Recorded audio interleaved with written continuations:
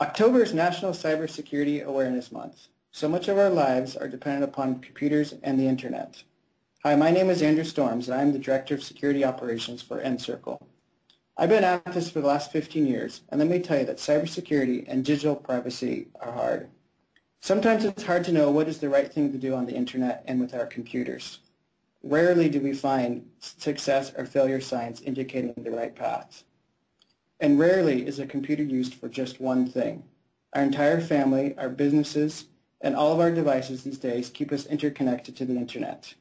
But we are not the only people out there. There are people who are hell-bent on stealing our reputation, our money, and other information that we keep dearly. But the efforts that you can take to guard your privacy and security online are well worth it. Today, I'm going to cover my top 5 list of things that you should be doing to help guard yourself and your privacy and your security while working online with the internet. Number 1, use a strong password. Your password is your identity with online services. Number 2, don't post your full birth date online.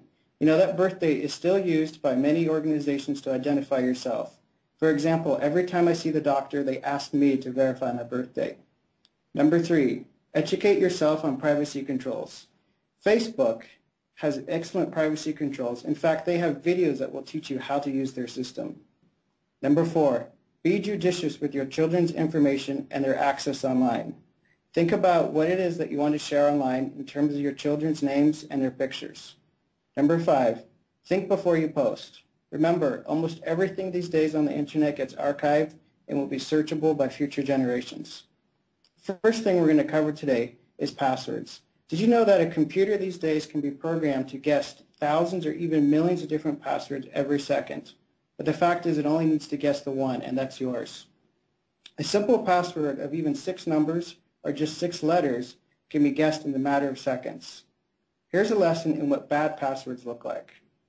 A string of random numbers and characters may be hard to guess, but it's also hard for you to remember.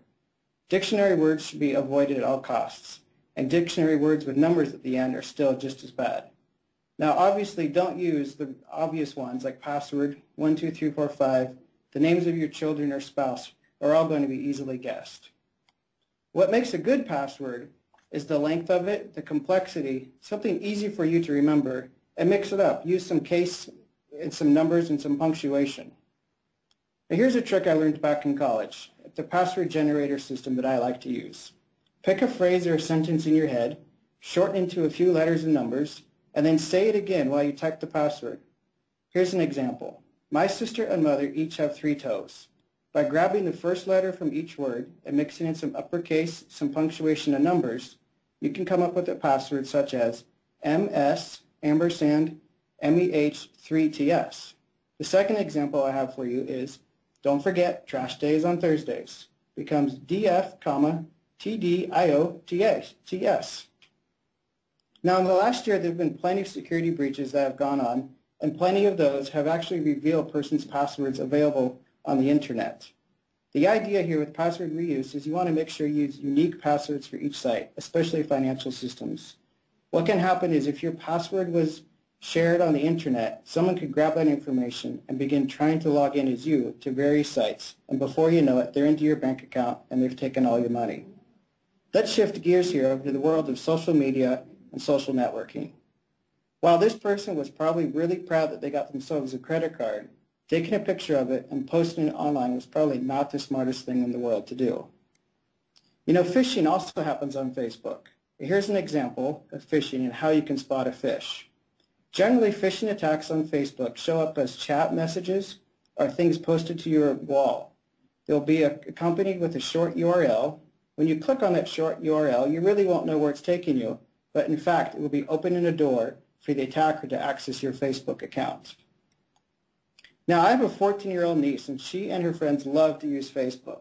I can always count on going to her Facebook wall and finding the next latest Facebook virus. Here's an example I grabbed from earlier this year. I'm going to dissect this and let you know how you can spot the phish here. Here we go. So we have first something that's posted to her wall, which is generally suspicious to begin with. The URL, jbpants.info, to me looks pretty suspicious. And if we look very closely, that little blue play icon is actually smaller than the usual one. May be difficult to spot, but a trained eye will catch it. Now overall, think about the legitimacy of a story like this.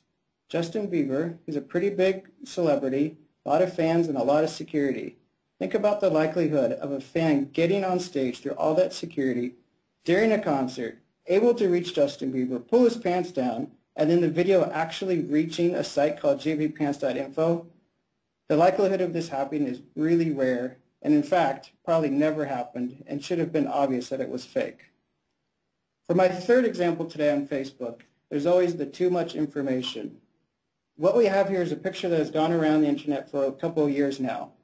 And what we've learned is that this person was gainfully employed, had friended their manager on Facebook as well, and then one day out of rage actually said some pretty not nice things about their manager. At the end of that day, they found themselves no longer employed.